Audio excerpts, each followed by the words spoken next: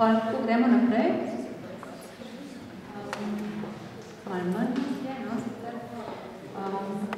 No, mislim, da je bilo vse prijetno ta sprehod. Zdaj pa bi kar mogoče hitel, malo smo zmanjšali zamudo, začenjamo.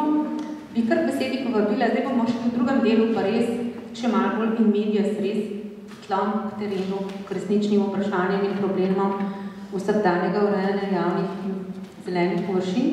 In sicer najprej bom povabila k besedi Alenko Korenjak iz skupine Prostorož, ki se že kar nekaj let ukvarja s vprašanji javnih površin v soseskah in popredstavlja njihove ugotovitve.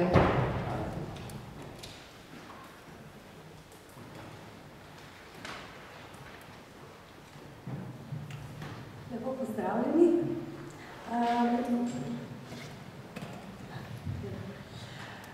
Jaz prihajam iz organizacije Prostorož, kjer se že 12 let ukvarjam z javnim prostorom. Zakaj z javnim prostorom? Ker javni prostor je eden od ključnih kazalcev kakovosti življenja. Želimo s svojimi aktivnostmi preseči mišljenje, da je namenjen preživljanju prostega časa. To je javni prostor je tisti, ki nam nasplošno dviguje kvaliteto življenja in seveda pomeni tudi višjo vrednost nepremičnin. Ljudje so več zunaj, tako več različnih stvari. V našem vsakodnevnem delu se srečujemo in delujemo tako na terenu, v dveh soseskah v Ljubljani že več let in pa po drugi strani tudi smo del mreže za prostor, kjer potem tudi na enem drugem nivoju sporočamo naše izkušnje. Tako da jaz bi danes predstavila rada eno raziskavo, ko smo jo v lanskem letu naredili in govori naslov javne površine v soseskah. Začela bi čisto sam z eno zgodbo v Savskem naselju v Ljubljani. Smo od leta 2013 izvajamo čisto podobne aktivnosti, kot jih izvajajo na Dunaju lokalne pisarne prenove, samo da to delamo bolj od spodaj na vzgor in ampak aktivnosti na terenu so pa zelo podobne. In ena od njih je bila tudi, smo se pogovarjali s prebivalci, kako bi uredili eno zeleno površino v soseski, ki vključuje v bistvu tak zelo lep hrib nad zakloniščem, potem otroško igrišče in košarkaško igrišče. Ko smo se začeli tudi z otroci in tako smo naredili neke ideje, smo jih nesli na mesto pokazati, vse je bilo lepo in prav, dokler nismo videli tele barvaste karte, kaj tukaj zraven, ta pa skoraj pomeni, koliko kosilnic imajo tukaj na tem območju. To območje vzdržuje oddelek za šport od Ljubljane, potem delno, to so tiste vijolična flekca. Moder je oddelek za zaščito in reševanje, zeleno je oddelek za varovanje, za gospodarjenje, ki je zelen, ki otroško igrišče vzdržuje, sivo so nerešena zemljišča, ker se ne ve, kdo je lastnik in jih potem nihče ne vzdržuje. Armen je pa v bistvu to, kar prebivalci vzdržujejo, pa tamle se modra pa rumena malo prekrivata, ker se v bistvu še ne ve, pa enkrat malo stanovalci pokosijo, enkrat pa oddelek za zaščito in reševanje. Torej, to je stanje na terenu, ene zaključene enote zelene površine, ki je bila v 60-ih načrtovana kot taka za dvig ali pa za boljše bivanje. Danes je ta prostor fragmentiran, narašča število lastnikov, kakovost pa pada. Tako kot pada tudi, ali pa kot je zelo pomemben, ni skupne vizije. Ko smo se začeli spraševati, zakaj je to tako, pa kako da je to sploh ratalo, nismo razumeli. Spraševali smo se, kdo uporablja javne površine, zakaj, kdo so lastniki, kdo je odgovoren za vzdrževanje. V bistvu nismo dobili nikjer nekega pravega odgovora, ko smo naredili eno okroglo mizo, ker noben ni prišel. Tako da pa smo pa rekli, ok, pa bo to zdaj ena raziskava. In ta raziskava bo tako, da bomo mi šli do drugih. In smo spraševali, potem smo šli na ministrstva, do sodnikov, ki se ukvarjajo z funkcionalnimi zemljišči, do načrtovalcev, prebivalcev, nevladnih organizacij. Z vseh teh intervjujev smo izluščali, kaj je problematika, ki jo različna stroka na temo javnih površin zaznava in na drugi strani, kakšne rešitve ponuja. Preštudirali smo tudi 7 primerov, ki se v časopisih ponovno pojavljajo kot neki škandali, nepremičninski, pa neka firma parkirišča začela oddajati, pa ne vemo, zakaj do tega prišlo. Tudi tukaj smo v zadnje dobro preštudirali in spet pogledali, kje je problematika, kje so možne rešitve. Naredili smo tudi blog, tako da so, potem, ko smo začeli objavljati intervjuje, smo dobili zelo veliko tudi od prebivalcev pa od različnih nevladnih organizacij, še več primerov, veliko ljudi se s temi primeri srečuje, pa se ni vedel, kje naj se lotijo.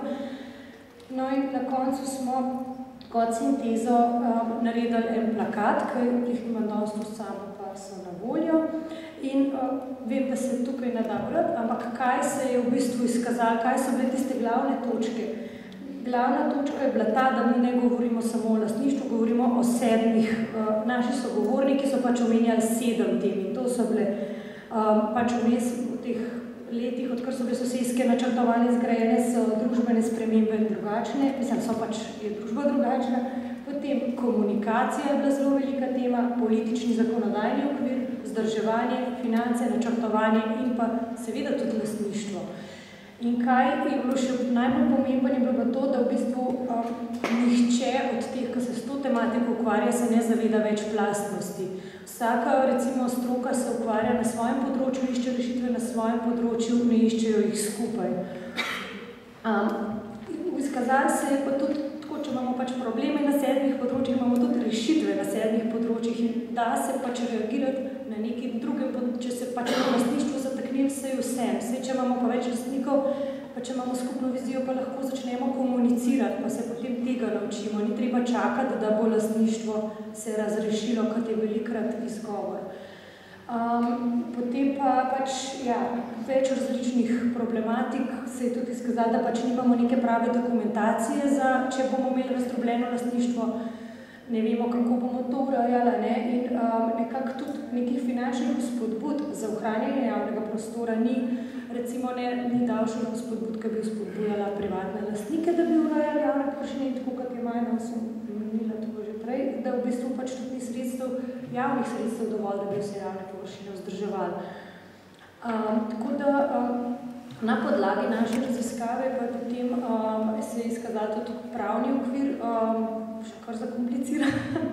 In smo v okviru mreže za prostor, je pravno-informacijski center izdelal tudi pravno analizo nekako stanja javnih površin, pa bi jaz zdaj kar predala besedo Senki.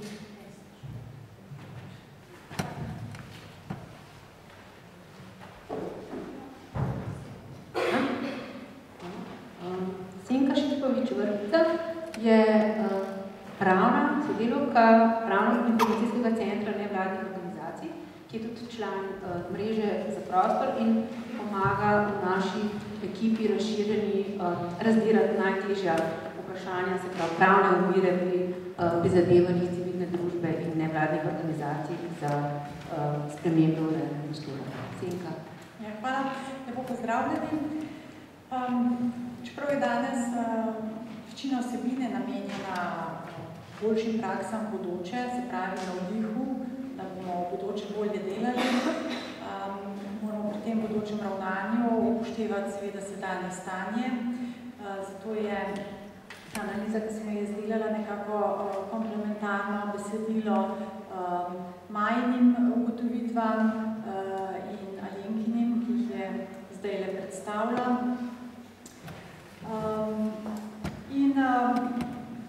Najprej pravzaprav, ko smo se pogovarjali, smo videli, da imamo pravniki in urbanisti, arhitekti bistveno različen pogled, izhodiščni pogled na javne površine.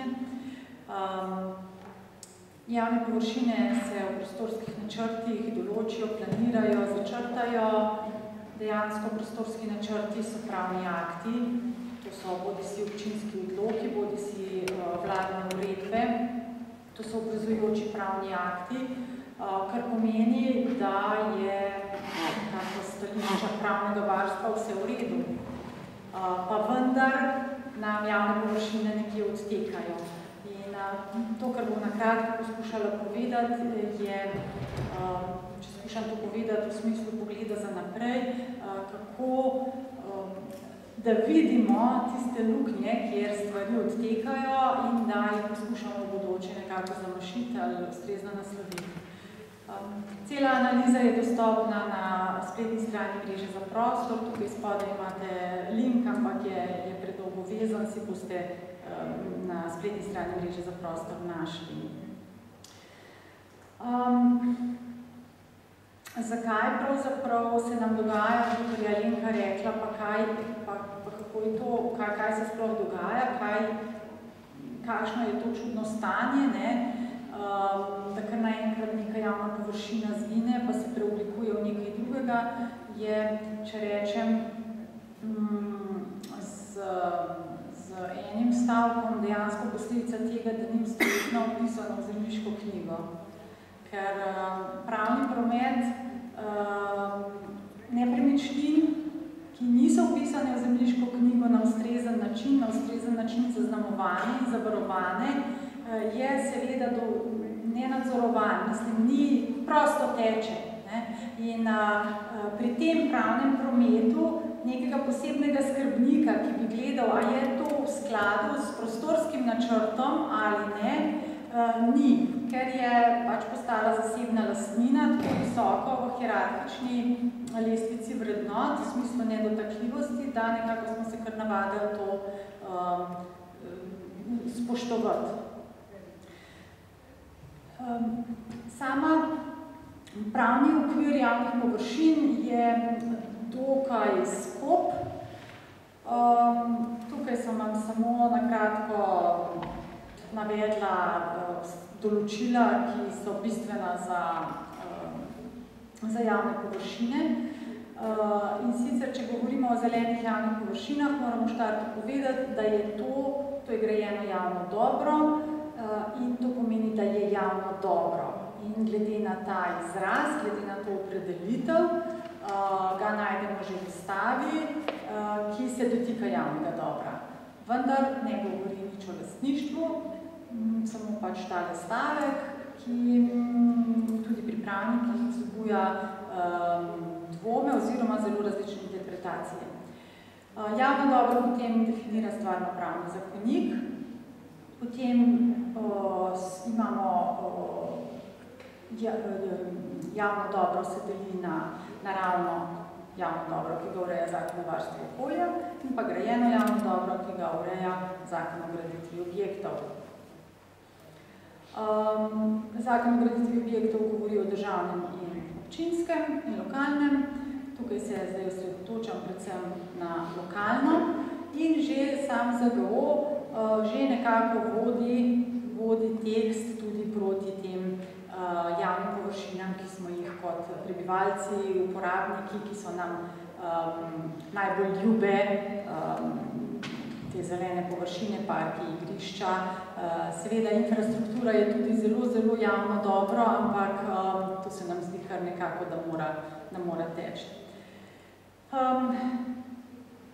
Prav definicijo zelenih javnih površin pa daje Zakon o prostorskem načrtovanju in sicer uvršča tudi del teh javnih površin v komunalno opremo. V mestih pa mora biti tudi določitev teh površin del urbanističnega načrta. Zdaj, kot sem rekla, samo to, da je v prostorskem načrtu to zarisano, ker prostorski načrti so vendarle načrti, to je kako želimo, da bo urejeno, kako planiramo urediti, to pa še ne pomeni de facto situacijo. Še celo Ustavno sodišče se je opredelilo, da niti ne bo presojalo, zelo zamejeno presoja prostorske načrte, ker pravi, to je nekaj, kar še ni, s tem še ni nič kršeno, s črto na papirju se še nič ne zgodilo. Torej, jih gledamo kot načrte. In zato, da pa pride je to javno dobro do ustreznega varstva, do ustreznih učinkov, pa je potrebno, da je razglašeno za javno dobro. In zdaj, če pogledamo tale 19. člen Stvarno-pravnega zakonika, ta pravi, da zakon določa, katera stvar je javno dobro. Torej, po eni plati lahko zakon določa javno dobro, recimo ceste, vode, gozdovi, še kaj drugega. Če pa zakon eksplicitno ne določa eno dobrino kot javno dobro in recimo govorimo o teh javnih površinah v urbanem okolju, mora biti pa ta javna površina razglašena za javno dobro. To pa ureja zakon o graditvi objektov in sicer 21. do 23. člen se nanašajo na kako se do tega pride, če zdaj začnemo nekaj novega.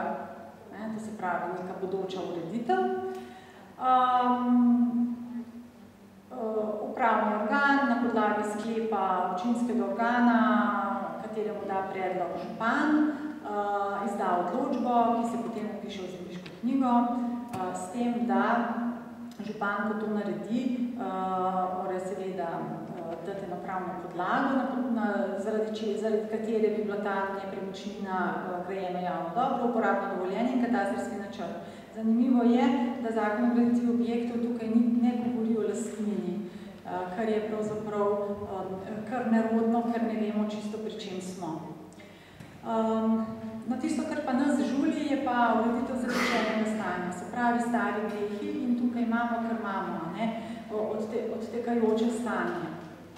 To so 211 do 213 člen, jaz ne bi zdaj utrujala, malo so zakomplicirani, v glavnem vodijo od tega, od pretekle države, preko zakona o lastninjenju, družbenega premoženja, do preteklih opisov, ljudsko premoženje, družbeno premoženje v zemljiški knjigi. Skratka, če to nekako je obstajalo ali če ima občina papirje, na podlagi katerih pogodbe, listine, na podlagi katerih lahko izkazuje, da je to že bilo javno dobro, potem to na nek način lahko doseže razglasitev in vpis v zemljiško knjigo. Če teh papirjev nima, pa je zanimivo, da 213. člen pa izrecno pravi, da, ali pa če je ta nepremičnina, ki je sicer trdno se šteje, da je javna površina v zasebni lasti, more pa pridobiti v last, bodi si z odkupom, bodi si z razlastitvijo. In je zelo zanimivo, da oni členi prej nič ne govorijo, da mora občina kaj pridobiti, te členi o zatečenem stanju pa da. In tukaj smo pri problemih, zato sem to poudarila, to lastništvo. Se strinjam, da ni neobhodno potrebno, da je vse lastništvo urejeno, če želimo se pogovarjati o upravljanju javnih površin, tako kot je Alenka razlagala.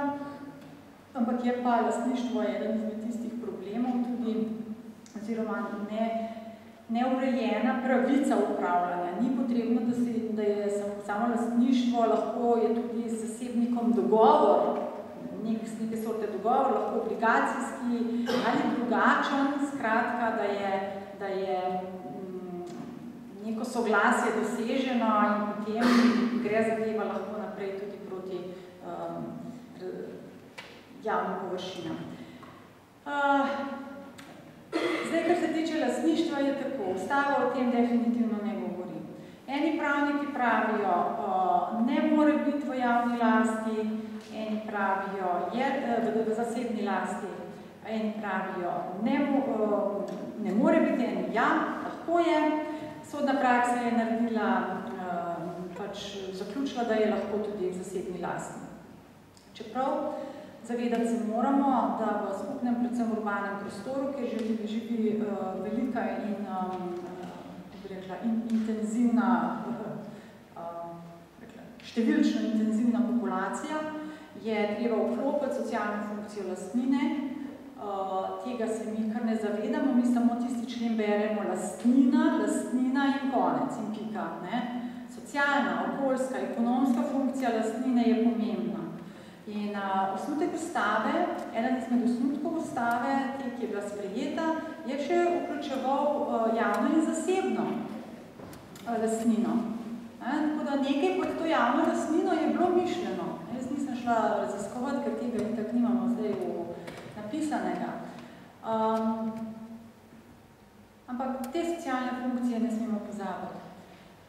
Zdaj pa, kaj se nam je zgodilo, to je Maja povedala, nova država, nov pravni red, nova organiziranost, prej je bilo vse naše, ne, in potem je pa, zdaj potem smo zajahali to zasebno lastnino za vsako ceno in smo nekako kar pozabili. Ne. Občine so se reorganizirale, veliko dela sami s sabo, majhne, še manjše, in ni bilo ustrezne pozornosti na zavarovanje tega javnega dobra.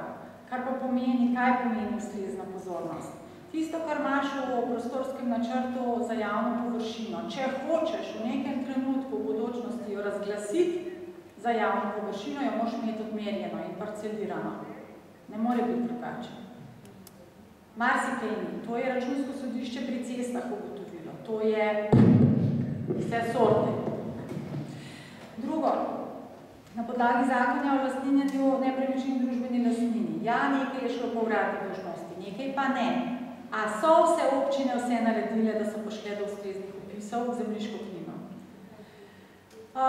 Potem, včasih, v prejšnji državi so se vrtile soseske, občina je odstopila zemljo v graditev, vse je bilo družbeno premoženje, s pravico uporabe, s pravico graditve, potem pa ni prišlo nazaj. Niti se ni dokončalo, niti se ni upisalo v etažno lastnino, ker se še ni vedeli, kako bomo sploh do tega prišli, pa se je zgodila država, nova pa stečaji in zdaj vprašanje, koliko so občine skrbno do tega premoženja nastopale. V bistvu bi morali to premoženje ven nazaj izkult, z izločitveno pravico. Ne,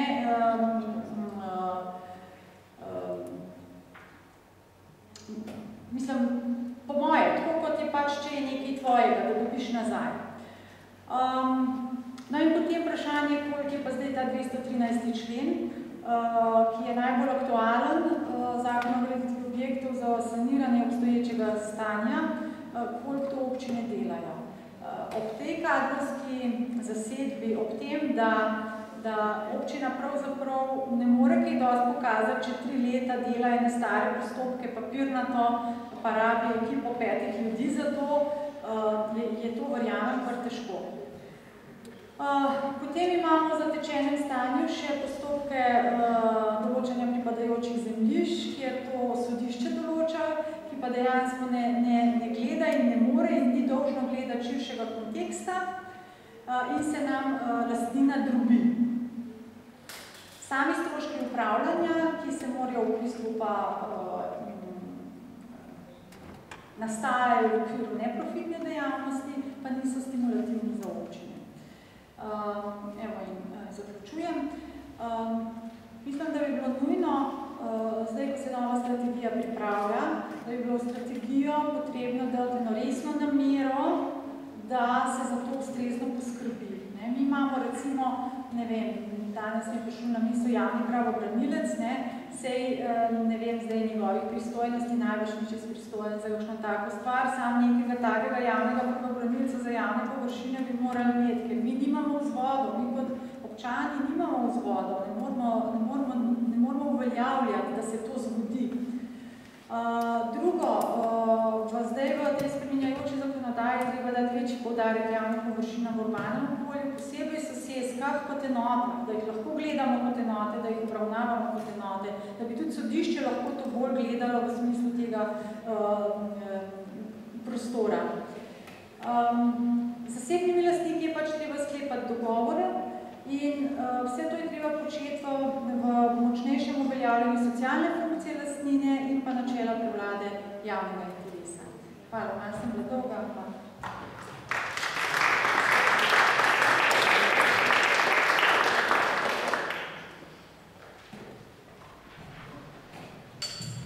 Hvala, Simka. Zdaj, vas prosim, da si vprašanja za naše goste tega popodanskega dela malo zabeležite, ker bomo spustili še obe nadaljni predstavitvi, pa bomo potem vprašanja pa malo razprave speljali. Zdaj, naša naslednja gostja je pa Tanja Štalpar. Ona pa prihaja z občine Kočevje in hkrati tudi iz iniciative Uredimo in polepšajmo naše Kočevje. nekdo, ki z eno roko sodeluje z občino z terena, z drugo roko pa je dobil možnost sodelovati tudi v občinskih zadevah. Z nekim, če sem prav razumela, odprtim privoljenjem občinske uprave, skratka na odru ena taka zanimiva zgodba. Bo teči.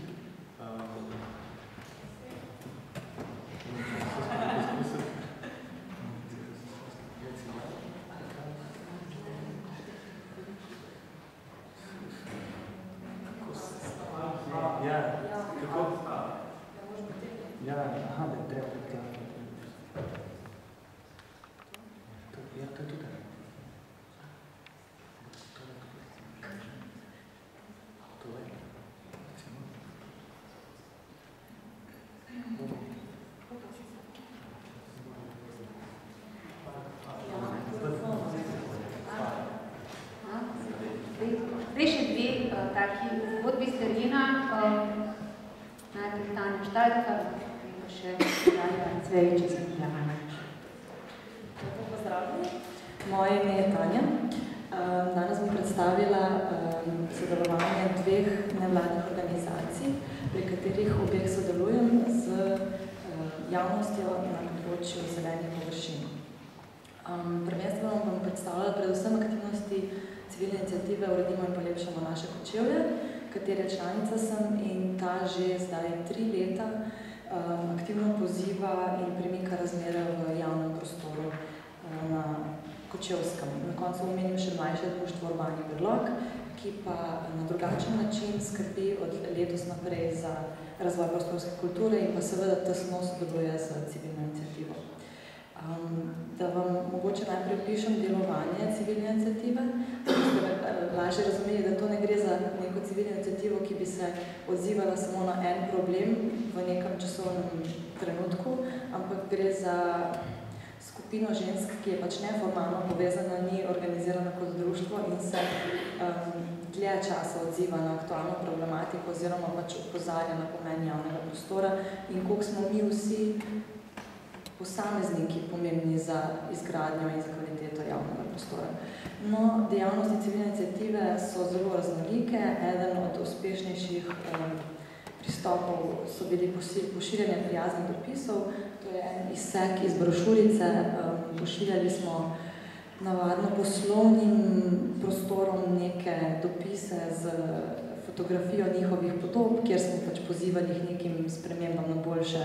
Navadno je šlo to za neke vpijoče napise, table, poškodovane zadeve ali pa neurejeno okolico že dlje časa. Potem smo redno pisali članke v lokalni časopis, redno sodelujemo z medobčinskim inšpektoratom, z občino sodelujemo s predlogi ali pa se odzivamo na predloge za neke mini investicije ali pa podajamo pobude ali pa se odzivamo na pobude za ureditve. Recimo z občino je bil eden od takšnih prostorčkov zelenica nasproti občina na Ljubljanski ulici, za katero so nas oni prosili, da jim damo nek enostaven predlog. To smo pripravile in so na koncu tudi delno izvedli in danes funkcionira. Zelenica je v javni lasti. Mi smo v bistvu urejali tudi problem parkiranja in odlaganja smeti za zasebne lastnike, se pravi za večstanovanjske objekte. Tukaj je takoj prišlo do zapleta, ko je podjetje izvajalo te zadeve. Ni jim bil jasen ta namen, da pač urejamo ta prostor. Ne, da urejamo parkirišče v občini, ker ga ne urejamo parkirišče v občini, ker je to parkirišče za stanovalce. In oni so izvedli zadevo do meje parcele in od tam naprej se ni dokončalo.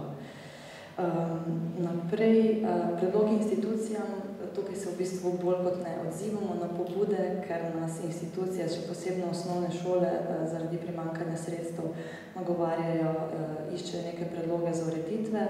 Tako smo predlagale osnovni šoli Ljubo Šercer, katere del vrta so tudi že izvedli. Tisto, kar je pa lažjega, se pravi ta vrtičkarski del, pa v bistvu izvajajo skupaj z učenci. Potem smo imeli še te delavnice po območjih, ki smo jih poimenovali Sprehod po Kočevju. Dogajalo se je v letih 2014 in 2015. Šlo je za organizirane delavnice, katerih pobudnice smo bili mi.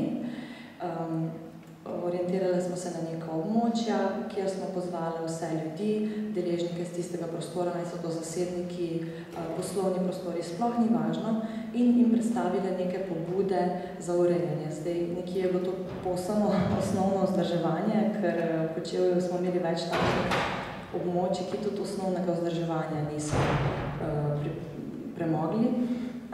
Zdaj vam kažem primere iz Ljubljanske ulice, ki so bili skoraj vsi izvedeni. Tukaj gre za zasebne površine. Tukaj recimo na desni imamo pošto, levo zgoraj je kafič. Tukaj so zasebne površine. Posebnost teh delavnic je bila ta, da je občina prispevala 50% denarja za nakup novih zasaditev. Se pravi, kadar je šlo za neko osnovno vzdrževanje, ljudje niso niti pometali, ne pleli, ničesar, pač tukaj je stvar na uporabnikih objekta oziroma njihovih vzdrževalcih. Kadar je šlo za zasaditve, je občina pripomogla z denarjem, da so lažje kupili. Vzdrževanje je na njih, razen pri recimo spodnji fotografiji, kjer gledamo vrtec in javno zelenico. Se pravi, tam, kjer je ta površina javna, dojemali pa smo jo del neke inštitucije, je potem pač javna služba prevzela vzdrževanje. Za konec se posredotočim na park pri 2 mlinih oziroma 2 zeleni površini. Občina je že, ko sem jaz šele začenjala sodelovati pri civilni iniciativi, na ženske naslovila pobudo, dajte nam pripraviti predlog, kako bomo to uredili. Seveda pač ni tega dojemanja, da je projektiranje zelenih površin enako vredno kot projektiranje grajenih struktur in da za to rabiš denar in da to ni brezplačna dejavnost. Se pravi, tale površinica se nahaja za avtobusno postajo, ki se nahaja tukaj. Ta zelena površina je pa totalno nedefinirana, slabo vzdrževana, ob reki je nudila bližnico za pešce, je pa shojena pot, ob cesti je nudila površino za parkiranje, za odlaganje raznih pozabljenih stvari, kupov peska od zimskega pluženja, polomljenih znakov in podobno. Posegi so bili totalno stihijski, nestrokovni, pa ne samo na tej zeleni površini, ampak na vseh mestnih zelenih površinah. Odzvali smo se z nekim preprostim predlogom, katerega izvajanje je prevzela občina, ki je financirala izgradnjo poti, sanacijo brežine, tele ograje na brežini, ki jo lahko tukaj vidite. Dodala je površino na redno vzdrževane površine v mestu. So financirala na nakup sadik, katere pa smo posadili skupaj s prostovoljci. Se pravi, ta izvedba je bila na bazi prostovoljstva. Moram reči, da je bilo dela kar veliko v resnici, ker pač prostor ni bil pripravljen na sajenje, več časa degradiran, zemlja steptana. Potem so se zgodile še kraje sadik, na katere stvari niso uspevale, tako da smo to začetno površino v bistvu mogli celo še enkrat zamenjati. To je pa podoba danes. Tako da, ko smo začeli z aktivnostmi na tej površini parka, to je bilo že 3 leta nazaj, smo v bistvu, pač za to površino smo dobili pobudo, se pravi, občina je želela urediti to površino, ko smo pa mi začeli aktivno delovati na njej, pa smo v bistvu zagledali površino čez reko, na drugi strani reke, z veliko večjim potencialom. In smo jo seveda začeli obravnavati. Odgovor občine na našo pobudo je bil, ja, nam boste pripravili zasaditev, ne? Boste kaj predlagali? Boste narisali, ne? Ker smo pač se zavedali tega, da mi kot nevladna organizacija ali pa kot prostovoljci pač ne moramo tega projektirati, to se ne dela tako in ni prav.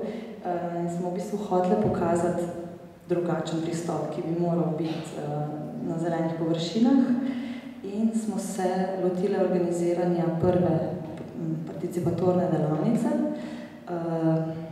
To je območje, kakršno je nekdaj izgledalo.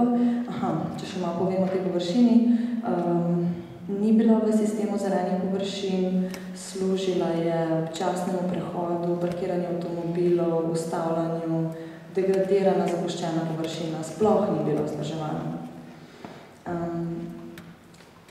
Se pravi, ko smo začeli s pobudo urejanja te površine in je bilo pričakovanje občine, da bo spet v bistvu civilna iniciativa pripravila nek zastojn načrt, smo mi pripravili participatorno delavnico. Ko smo v bistvu preverjali zavedanje pri ljudeh, a so oni tudi takšnega mnenja kot mi, se pravi, da so zelene površine vredne, da je ta opuščena površina tukaj ob reki ena prostorov z največjim potencialom za mesto. In smo v bistvu ugotovili, da se strinjajo z nami, da vrednotijo zelene površine, velika drevesa, urejene javne prostore za ljudi. Tako pripravili smo različne površine tudi za razmišljanje, kaj bi kje imeli, da so ljudje lahko sami razmišljali o tem, dajali predloge. Želeli smo pokazati, oziroma cilj je bil pokazati občinski upravi, da je ta površina vrednotena, da je del identitete in da jo uporabljamo meščani, da se nam zdi pomembna in da je vredna investicije za načrtovanje in investicije za urejanje in pa seveda vzdrževanje. Ko sem jaz začela delovati na pripravništvu, smo spet dosegli, da se je površina zapisala na cone vzdrževanja. Še isto poletje, ko pa je stekla ta delavnica, smo poleti izvedli v sodelovanju z Klubom kočevskih študentov delovne brigade. Delovne brigade so vsakoletni projekt, ki ga izvaja Klub kočevskih študentov. Vedno se poveže z neko organizacijo lokalno, ki potrebuje pomoč in pa pripelje prostovoljce. Tisti dan smo pokosili, uredili park in pa uredili nekih 8 lokacij za počitek, za posedanje, tako da smo v bistvu omogočili infrastrukturo oziroma uredili prostore, da so ljudje sploh začeli tja zahajati. In od takrat naprej se je obisk močno spremenil in tudi ljudje so se začeli pogovarjati o tem parku. Tekom letnih časov je potem večkrat steklo še, se pravi, prostovoljne akcije so še potekale zraven, skozi je bil prisoten nek aktivizem, sami smo pucali površino, dokler nismo dosegli tega, da se je začela redno vzdrževati. Dosegli smo na koncu še to, da je občina investirala v zasutje te površine z zemljo, da je sploh lahko trava zrastla, da so presadili eno drevo in pa letos je klub dobila tudi, park je dobil tudi svoj prvi kompleks klopi za sedenje in je danes lepo vzdrževan.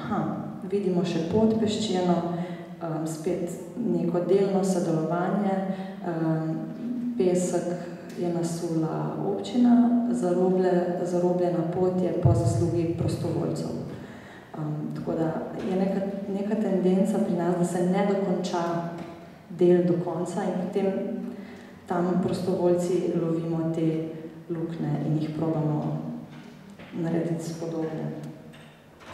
Na tem parku smo pa letos še zaključili urbani sprehod oziroma James Walk. To je ta 10. lokacija.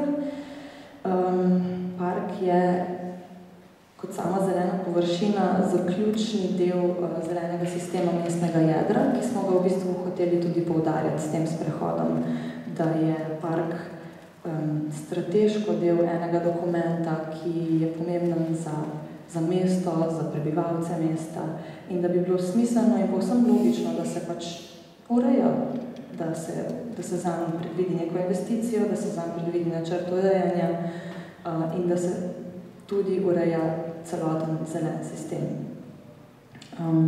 Na koncu dneva smo v bistvu veliko lahko tudi z obiskovalci govorili o tem zelenem sistemu, da ga nimamo urejenega, da nimamo zvezdne poti, ki bi potekala ob reki in da to definitivno je neka vrednota, ki jo potrebujemo. za ta park. Mogoče nam še malo greni zgodbo tega parka, dejstvo, da bo sosedna površina nad parkom, nad brežino dobila novo pozidavo 4 blokov. Zasebnega investitorja ni fajna zgodba. Prišla bo neka taka degradacija v prostor, no. Ampak upamo, da se bomo lahko še naprej borili za ta prostor. Občina je zdaj prijavila tudi urejanje tega dela zelenega sistema, ki smo ga mi obdelali kot urbani sprehod na Interreg razpis, tako da upamo tudi na mogoče kakšna sredstva, da se iz tega stališča zadeve uredijo.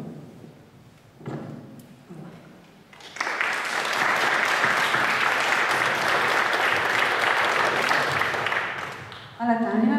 No, zdaj se mi zdi, da smo slišali, kako se ta loka iz teoretičnega in širšega planerskega okvirja pravzaprav premakne na to, kjer pač zelo stvarno govorimo o novih praksah. Mislim, da je Tanja lepo pokazala na to, da v resnici v naših občinah niti še ne vzdržujemo vsega, kar je javno in da niti nimamo čisto dobrih evidenc, kaj pravzaprav potrebujemo, da tudi nimamo čisto dobro razdelanega odnosa do tega, kaj je potrebno za neko ureditev in po drugi strani to, kako pravzaprav ena vztrajna skupina državljanov oziroma občanov lahko začne premikati te standardizirane strokovne načine delovanja.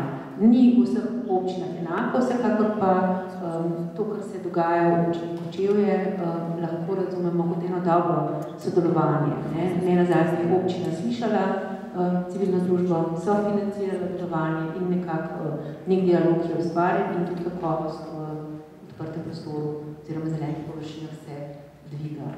Ne dvomim, da bo počasi doseženo tudi to, da bo kakšen načrt resnejši se narisal. Zdaj pa še naša zadnja današnja gostja iz Ljubljane, prihaja dr. Rozalija Cvejić, sicer z Univerze v Ljubljani, ki pa vodi v mestni občini Ljubljana in tak zanimiv projekt, kjer neke nove prakse upravljanja z javnimi zelenimi površinami preizkuša sicer na livadi. Najlepše hvala za besedo, Maja. V bistvu se vam moram prvo zahvaliti, Maja in super konferenca, jaz sem navdušena, vsebine so odlične. Tudi kosilo je bilo super. Tako da, hvala za vse. Mislim, da se vsi super počutimo danes tukaj. Za konec vam bom čisto na kratko po 10 minutkah prikazali, kako smo preko enega evropskega projekta prišli od delno zaraščene in zamočvirjene parcele na robu Ljubljanskega barja do v resnici nekega živahnega skupnostnega javnega prostora. Prihajam z biotehniške fakultete, tako kot je Maja že rekla, in tale projekt poteka v okviru sodelovanja univerze pri tem raziskovalnem projektu, ki pa ima tudi aplikativni del. In v tem aplikativnem delu nam je uspelo nahecati mestno občino Ljubljana, da sodeluje s podpisom pogodbe o sodelovanju. In smo spraševali mestno občino Ljubljana, kaj bi želeli z nami delati, nam je razložila naslednji kontekst, problem, ki ga ima. Kot je že Maja v resnici v uvodu zjutraj povedala, imamo precej velik problem. V Ljubljani se širijo zelene površine, to povečuje stroške za vzdrževanje teh površin, se pravi vse več košnje, vse več klop za vzdrževanje, vse več barve, vse več vsega. Proračun pa ostaja precej nespremenjen, kar nam efektivno zmanjšuje vso to denarje, ki imamo na voljo za vzdrževanje površin v mestu. In mesto je tukaj pristopilo v ta problem z konkretnim predlogom, ki smo ga seveda sprejeli kot izziv. Zanima jih, ali bi bilo možno na nekem pilotnem projektu poiskati nek drugačen model, sodelovalni model upravljanja zelenih površin, po katerem bi del vzdrževanja nosile neke nevladne organizacije, neke zasebne podjetja ali mogoče celo prebivalci skozi druge programe, se pravi ne konkretno vzdrževalna sredstva. In v tem kontekstu smo začeli razvijati projekt. Poiskali smo zunanje partnerja, ker je očitno bilo potrebno sodelovati z javnostjo. Odločili smo se, da bomo v svoj eksperiment vključili mlade, stare med 18 in 30 let, in da bomo zato, seveda, ker potrebujemo strokovno pomoč v tem obziru, povabili k sodelovanju eno nevladno organizacijo, ki mislim, da je Prostorož dobro poznam, s katerim ste tudi sodelovali v Savskem naselju, če se ne motim. Tudi ta projekt je bil na začetku naša inspiracija. In občina je v ta projekt donirala 1,06 hektarja veliko površino, ki je bila že izven vzdrževanja mestne občine Ljubljana, se pravi, tole površino je kosil en kmet, ki ga nikoli nismo spoznali, površina je bila pa že delno zaraščena. Torej, v degradiranem okolju, v bližini Ljubljanice, veliko nelegalnih naselij v tistem pasu javnega dobra, tako zelo kompleksna situacija. Sprejeli smo izziv in zasnovali tak specifičen eksperiment.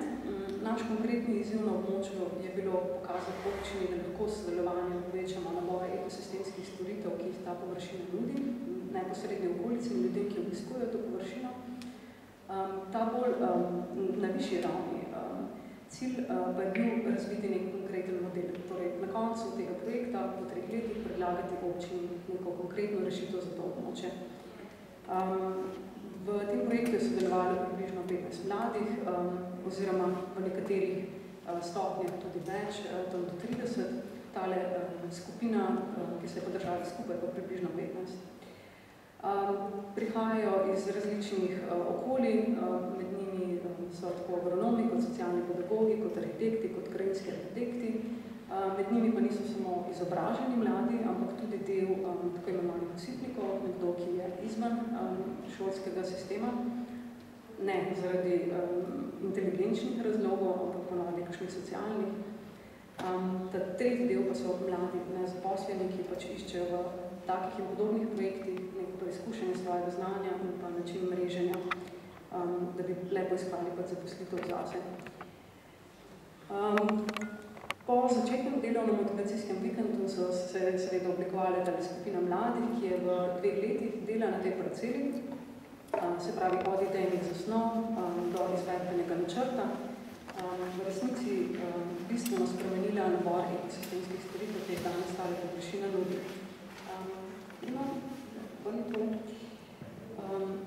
Se pravi, izdelno zaraščene parcele, kot vidite, z temno-zeleno barvo in sploh travnika, so razvili neko skupnostno površino, označeno za modro, za rjavo označene visoke gredice in pridelovalne gredice, na katerih so preizkušali tržno pridelavo zelenjave. Posebej zanimiv je vstopen del v tole območje. Po detaljni analizi so mladi ugotovili, da se na tem začetnem zamočvirjenem območju nahaja preko 30 rastlinskih vrst in med njimi tudi zaščitena močvirska logarica. To so prepoznali kot vrednost urbane zelene površine, torej visoka biodiverziteta v urbanem okolju je po njihovem dobro.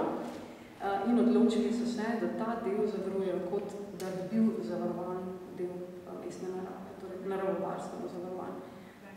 Drugače je na tem območju 30 kvadratov visokih gredic, visoke, ker je zamočvirjeno območje, 100 kvadratov nekega pridelovalnega območja in osrednji del, na katerem se v glavnem igrajo urbane športne igre, recimo Ultimate Frisbee, ali pa se družijo na klopcah in ognju. Vsi leseni elementi na območju so narejeni, vse klopce, vsi podesti, vse je narejeno iz odpadnega lesnega materiala, zato lahko umeščamo tudi med recimo projekte ponovne uporabe. Kaj bi se zgodilo z tem območjem, če ne bi bil vključen v projekt? Skoraj zagotovo bi se zarasel, vidite na levi. Ta desna stran slikca pa prikazuje, kako območje izgleda danes. Precej malo elementov na tem območju, ker so mladi mislili oziroma so bili prepričani, da je bolje pustiti prostor odprt in na njem razvijati elemente, ki jih lahko odstranijo ali ponovno uvedejo v prostor, se pravi, iščejo to dinamiko v prostoru. Bolj kot ti sami elementi, pa je tukaj pomemben model, ki ga mladi sporočajo MOL-u. Tukaj mladi sporočajo MOL-u, da se je možno upravljanje razdeliti na dve polovici. MOL-u predlagajo, da naj nas prevzame vzdrževanje prvega dela te parcele. To je ta visoki travnik, biodiverzitetni, za katerega sami mladi nimajo strojnih moči, da bi ga pokosili. Ta drugi del pa predlagajo, da vzdržujejo uporabniki sami, kot so v letošnji prvi sezoni. In tako je občina v bistvu prišla ne samo do novega javnega prostora, ampak tudi do konkretnega predloga, kako bi tako območje razvijali naprej. Kot je že omenila predhodna govornica, participacija se dojema kot, da je to nekaj, kar je zastonj oziroma delo zastonj. Tukaj v tem primeru je participacijo podporil tudi MOL, in sicer preko programa mladinskega sektorja iz Urada za mladino. Torej, za participacijo v tem projektu so mladi prejeli nek simboličen znesek. To je del ekipe, ki je sodeloval v projektu. Več slik, več filmčkov, več fotomateriale si ga lahko pogledate potem na povezavah, ki sem jih tudi dali v prezentacijo in bo verjetno posredovane vsem, ki so tukaj. Tako da hvala za vašo pozornost.